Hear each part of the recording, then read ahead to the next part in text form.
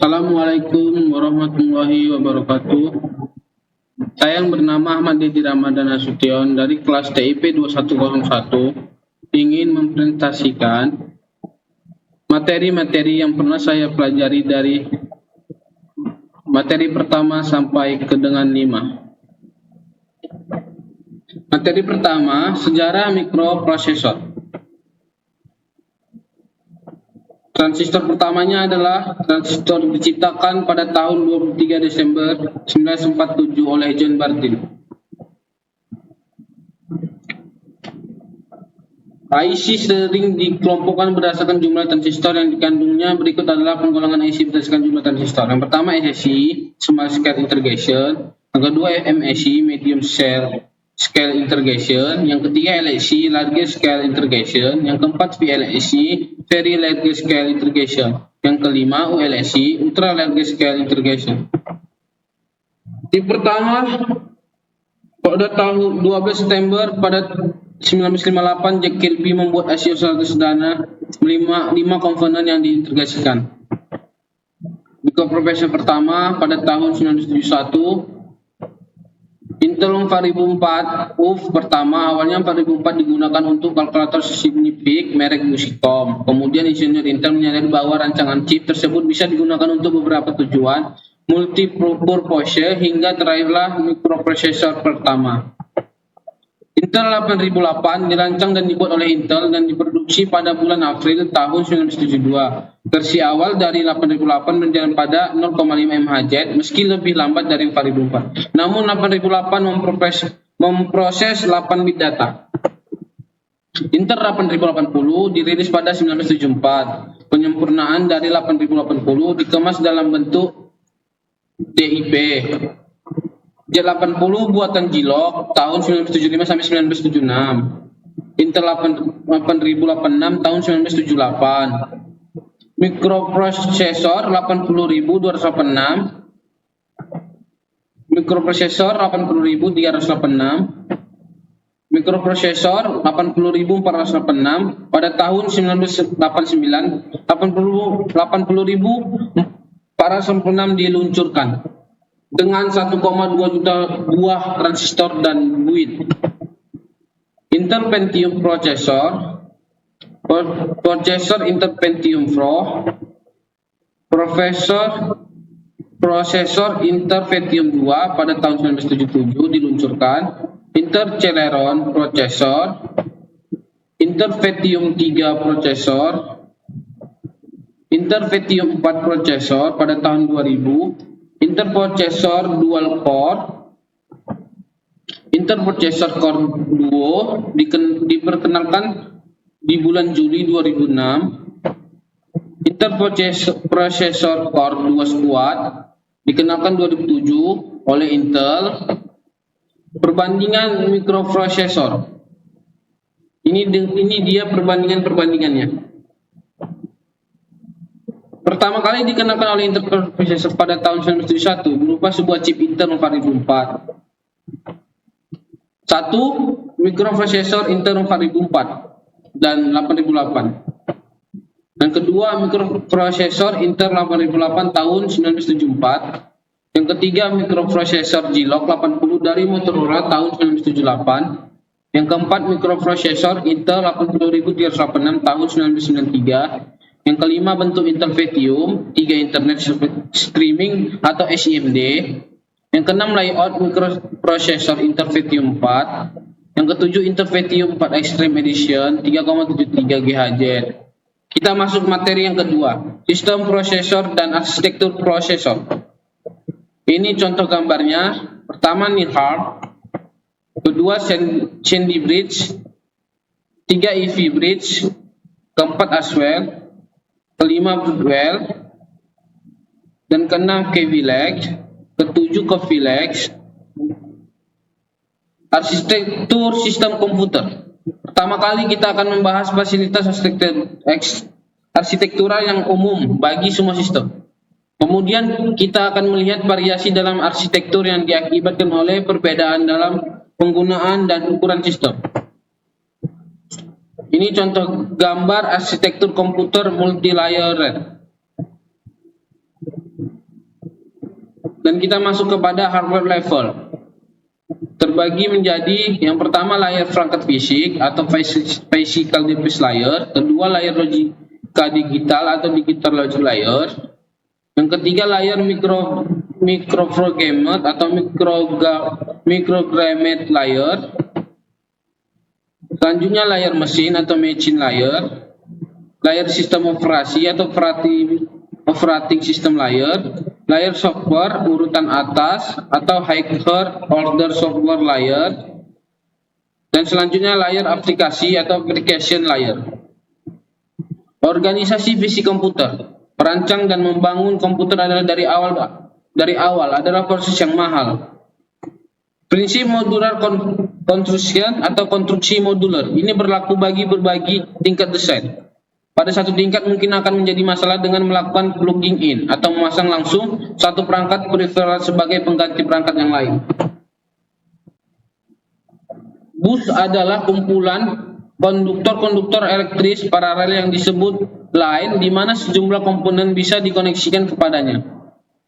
Ada dua jenis dasar bus. Yang pertama internal bus atau bus internal, yang kedua external buses atau bus eksternal. Bus bisa digunakan untuk menyampaikan sinyal data, sinyal alamat, sinyal kontrol, dan forward. Tiga bentuk konstruksi yang sedikit berbeda adalah dari yang terkecil sampai yang terbesar. Yang pertama, komputer single chip adalah komputer yang bisa dijumpai pada perangkat seperti jam, kamera, dan sebagainya. Yang kedua, komputer single board. Komputer ini biasanya jauh lebih besar daripada komputer single chip, namun secara relatif ia tetap kecil. Komputer single board dibagi menjadi dua kategori luas. Yang pertama, mikrokomputer kecil penggunaan umum seperti komputer rumah tangga kecil dan berbagai visi sederhana. Yang kedua, komputer kecil pengguna khusus yang seringkali digunakan untuk aplikasi yang melibatkan pengontrolan proses fisik. Contohnya adalah sistem yang mengontrol pabrik penyulingan kimia skala kecil. C. Komputer multi-fair board bus based biasanya merupakan komputer penggunaan umum atau general purpose. Ia biasanya terlalu besar untuk dipasangkan pada satu papan. Dan ini contoh gambar sistem yang didasarkan pada bus kegunaan umum. Yang perlu kamu ketahui, catatlah bahwa dalam konteks pembahasan ini, perangkat penyimpanan seperti unit disk, unit tape dianggap sebagai perangkat input dan output. Sistem dan contoh gambar sistem yang didasarkan pada dua bus dan juga gambar sistem lain yang didasarkan pada dua bus. Prosesor terdiri atas dua elemen utama, yaitu counter unit atau CU, yang kedua arithmetic and logic unit atau ALU. Fungsi prosesor adalah untuk mengontrol penggunaan penyimpanan utama yang digunakan untuk menyimpan data dan instruksi. Yang kedua untuk mengontrol rangkaian operasi. Yang ketiga untuk memberi perintah kepada semua bagian sistem komputer. Yang keempat untuk menyelenggarakan pemrosesan. Dan ini sebagai contoh koneksi bus. Ini gambar contoh rincian prosesor. Unit kontrol. Fungsi unit kontrol adalah pusat syaraf komputer. Cara beroperasinya ialah berurusan dengan setiap instruksi secara urut dalam operasi dua tahap yang disebut fetch, execute, scale atau siklus jemput jalankan. Pengontrolan rangkaian instruksi. Unit kontrol secara otomatis menangani instruksi secara urut seperti urutannya dalam penyimpanan utama. Ia melakukan ini dengan menggunakan register yang disebut pemrograman konser atau PC atau sequence control register atau SCR. Unit aritmetik dan logika atau ALU. Fungsi ALU mempunyai dua fungsi utama. Yang pertama, ia menyelenggarakan operasi aritmetika, misalnya penambahan, pengurangan, perkalian, dan pembagian. Yang kedua, ia menjalankan operasi logis tertentu, misalnya pengujian apakah dua item data cocok.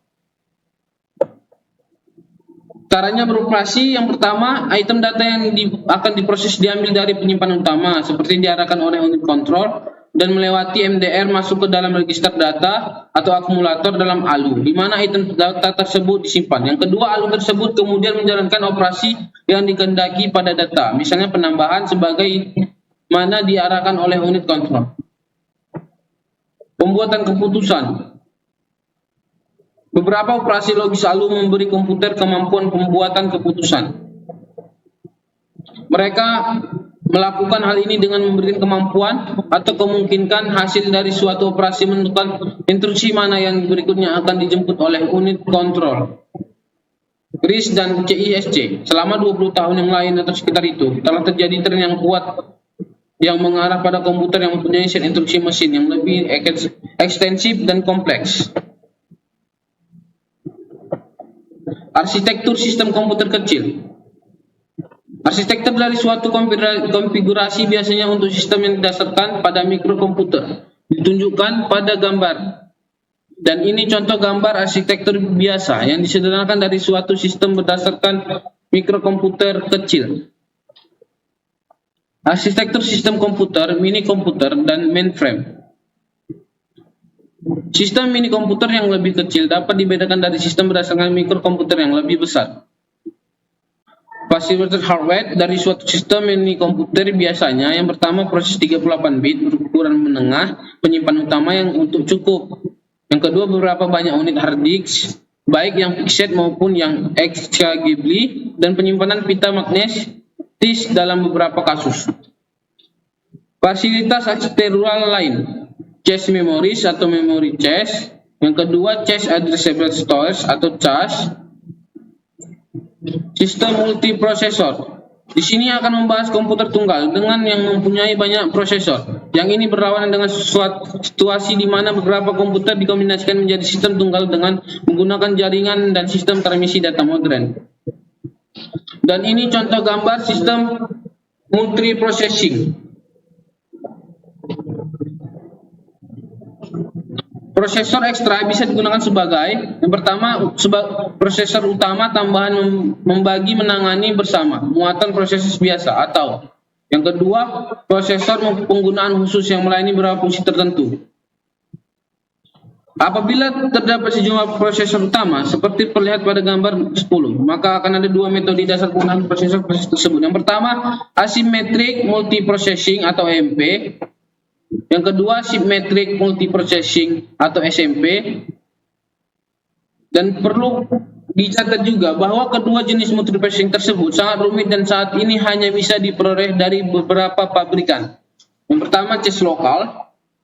Dan ini contoh sistem multiprosesor dengan cache lokal dan disk pseudoware. Arsitektur alternatif, semua contoh yang telah dikemukakan sebelum ini dianggap mempunyai satu atau beberapa prosesor. Dalam array prosesor atau prosesor array terdapat satu unit kontrol, namun banyak ALU yang mampu bekerja satu sama lain secara paralel.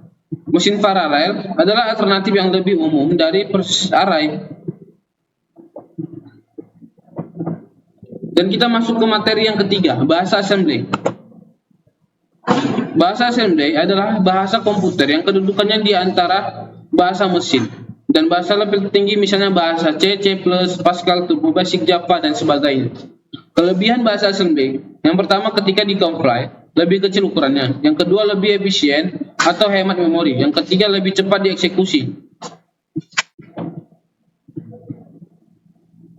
Struktur instruksi bahasa assembly. Yang pertama operation code atau opcode, yang kedua source operand atau sumber, yang ketiga destination operand atau tujuan, yang keempat contoh LDA, yang kelima overcode short destination instruksi atau pindahkan isi register 8 bit H ke register 8 bit A. Isi H sama dengan isi A. Assembly program. Yang pertama tulis program atau mnemonic. Selanjutnya pilih alamat awal program mnemonic. Assembly untuk memperoleh objective code, load object code pada memori, dan run program. Dan ini rumus-rumusnya dan contohnya mnemonic, operasi, dan keterangannya. Dan ini gambar software Z80. Dan terus kita akan peralatan penunjang Z80 simulatornya. Memory editornya, peripheral device, Brickfane manager, dan contoh penulisan assembly.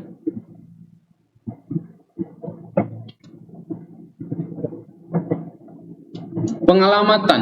Modus pengalamatan tersirat address data tidak perlu disebutkan karena sudah tersirat pada instruksi tersebut. Contohnya pada mnemonik. Yang kedua, modus pengalaman dekat. Di sini ada disebutkan dalam instruksi. Yang ketiga, modus pengalamatan tidak langsung. Dan ini contohnya. Yang keempat, modus pengalaman berindirect. Dan ini yang sudah kami praktekkan. Contoh-contoh prakteknya.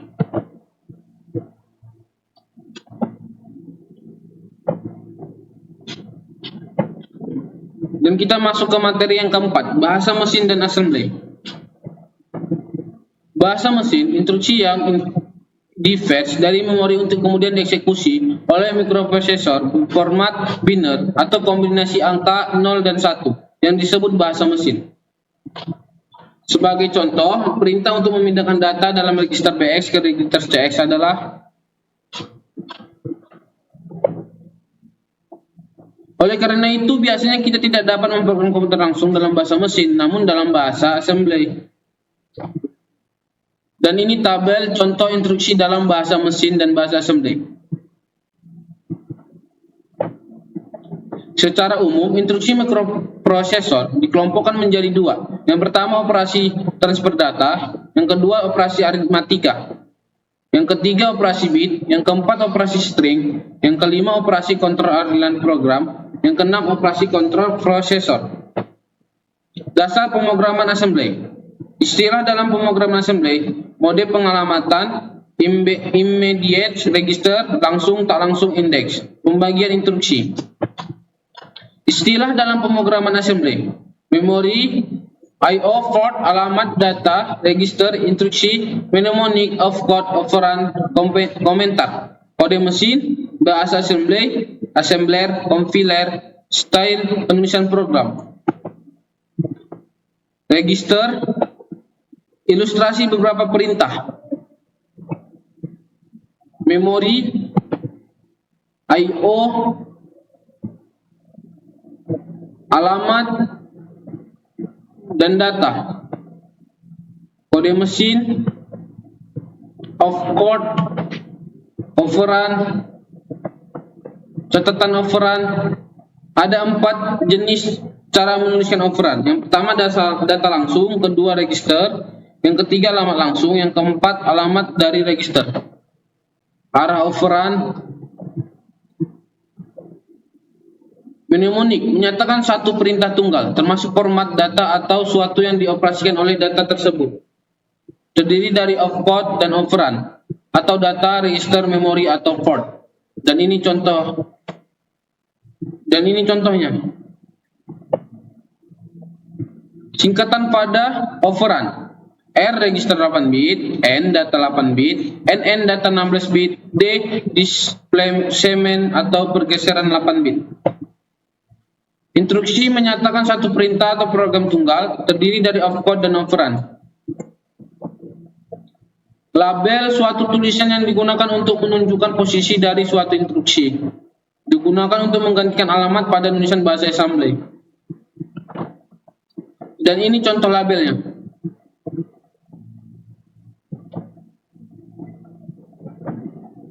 Bahasa assembly. Bahasa assembly adalah bahasa yang dirakit atau dibuat untuk menggantikan kode mesin yang sulit untuk dibaca atau dihafalkan, dimengerti, ditulis. Terdiri dari label, opcode, operand, dan komentar. Dan juga contohnya. Assembler. Assembler adalah suatu program yang digunakan untuk menerjemahkan atau lebih tepat mengubah dari bahasa assembly ke dalam kode mesin. Prinsip kerja assembler. Secara umum, proses assembly terbagi dua tahap. Tahap pertama mencatat simbol-simbol pengenal, label, dan lainnya. Tahap kedua menerjemahkan instruksi demi instruksi program assembly berdasarkan mnemonik dan identifier yang digunakan. Dan juga ada compiler, style penulisan program, kode mesin, assembler, dan contoh format listing program. Assembler direktif, perintah-perintah tambahan yang disertakan dalam program assembly, tetapi bukan bagian dari perintah assembly. Digunakan untuk memberitakan assembler mengenai apa yang harus dilakukan. Sangat membantu dalam pembuatan program assembly. Contoh assembler direktif, ORG atau origin, EQU atau equal, DFB atau define byte, DFM atau define memory, DFS atau define storage. Contoh programnya. Dan juga contoh kasus, isi register A dengan 20H dan register B dengan 30H. Tukar isi kedua register atau tugas. Buatlah ilustrasinya. Dan ini dia contohnya.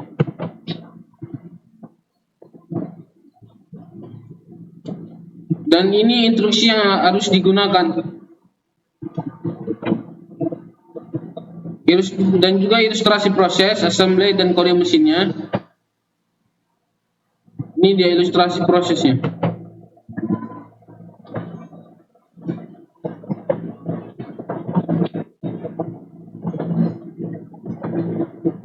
Sistem program pertukaran A, B. Ilustrasi proses data. Contoh program assembly. Dan kita masuk ke materi yang kelima, penjadwalan proses. Konsep dasar, penjadwalan CPU didasarkan pada SO yang menggunakan prinsip multiprogramming. Dengan cara mengalihkan kerja CPU untuk beberapa proses, maka CPU akan semakin produktif.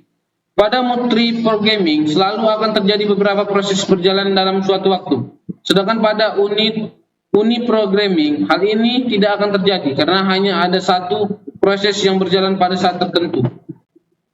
Primitive scheduling. Ada 4 keadaan yang menjadi pertimbangan bagi penjadwalan oleh CPU. Yang pertama, pada saat proses berpindah dari keadaan running ke waiting. Yang kedua, pada saat proses berpindah dari keadaan running ke ready. Yang ketiga, pada saat proses berpindah dari keadaan waiting ke ready. Pada saat proses berhenti. Yang keempatnya. Pada non-primitive, jika suatu proses sedang menggunakan CPU, maka proses tersebut akan tetap membawa CPU sampai proses tersebut melepaskannya atau berhenti atau dalam keadaan waiting. Disperser adalah suatu modul yang akan memberikan kontrol pada CPU terhadap penyeksian proses yang dilakukan selama short term scheduling. Fungsi-fungsi yang terkandung di dalamnya di dalam disperser adalah switching context, switching ke user mode, switching ke lokasi tertentu pada user program untuk memulai program. Waktu yang diperlukan disperser untuk menghentikan suatu proses dan memulai untuk menjalankan proses yang lainnya disebut dengan dispatch latency.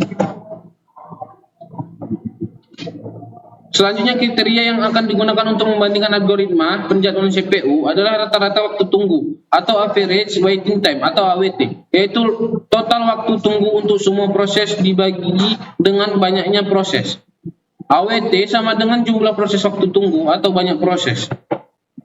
Algoritma penjadwalannya, Prescope Fish Server Scheduling atau FCFS, Shortest Job Freeze Scheduler atau SJF, Priority Scheduling, Round Robin Scheduling, Multi-Level Queue Scheduling, Multi-Level Feedback Queue, Two-Level Scheduling. Penjelasan yang pertama, Prescope Fish Server Scheduling.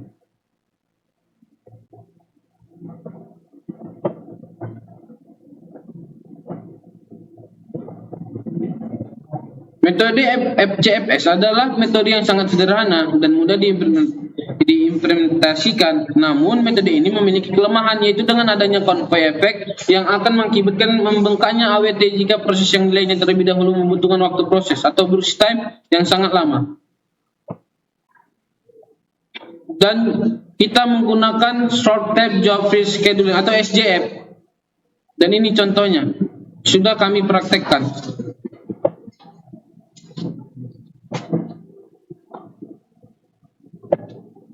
Yang ketiga, dengan metode priority scheduling.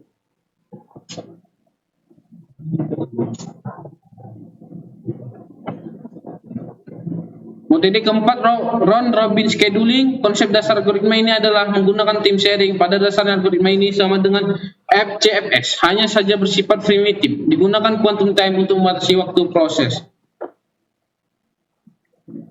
ketentuan algoritma RR.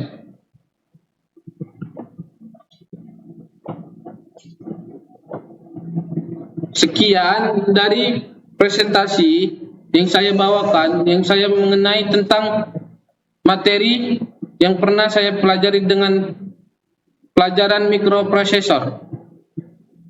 Sekian dan terima kasih. Assalamualaikum warahmatullahi wabarakatuh.